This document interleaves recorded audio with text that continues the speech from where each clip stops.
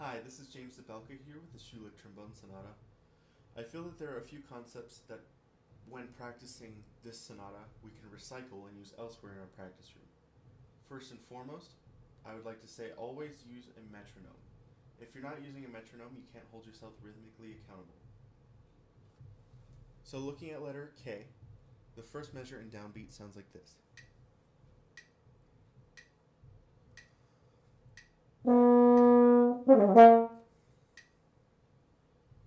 The technique that I'm using here is called triple tonguing.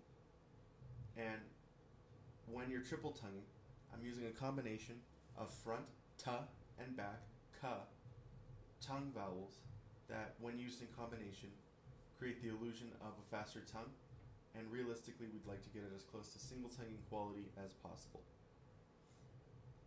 Now, in terms of patterns for triple tonguing, most people prefer front, back, front, front, taka-ta-ta. But I prefer front, back, taka-ta-ka. This does put the strong beats, taka-ta-taka-ta, on the back vowel, which isn't necessarily what you might want, but I find for me, it allows me to recycle the same runs in a duple meter. So instead of taka-ta-taka-ta-taka-ta, if I had a chromatic run from D flat to B flat, taka-ta-ta, and I use the standard triple tonguing pattern that I just displayed, taka-ta-ta, and I have that same run, but in a duple meter, taka-taka, then I would have to relearn the tonguing to go very fast. Whereas if I just always use the same tonguing, it can just translate directly over. And because there's not two front tongues in a row, it limits my speed less. Although that's marginal. A lot of people don't see much of a difference in that case. The key to an efficient multiple tonguing passage is efficient slide position choices. In this case, we have D flat, C, B natural, and normally we put B flat in first. But in this case, because we're going so fast and this is such a jump from fourth to first, we can just put the B flat in sharp 5, keep it all in one partial, and more importantly, all in a straight line.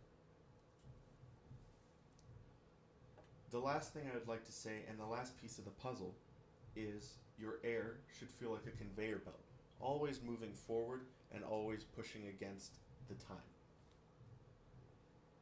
Now, we can apply these same concepts to other instances of 32nd note triplets throughout the Sulek.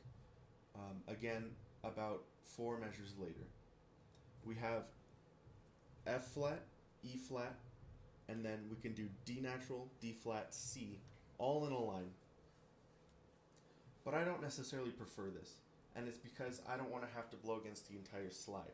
Again, other people might prefer that, but I'd rather not. So what I like to do is do the skip on the F flat, E flat, and then D, D flat, C, going back to first between E flat and D. It's only 2 positions away, and I find it keeps it in a zone that's all very comfortable and not very foreign.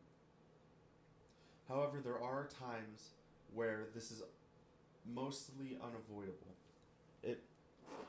It is avoidable in this case in the third instance of 32nd note triplets in the case section of Sulek, but I don't think it comes naturally, and even my unconventional ways would rather not do that. So in this case, we have a high F, and then if we kept it all in the same partial, F, D, D flat, C, C flat in 7th. Now this is very cumbersome, and you have to move 4 positions to get where you're going, when all you'd have to do is play the F in first and the D in first, and then everything is in a primary position.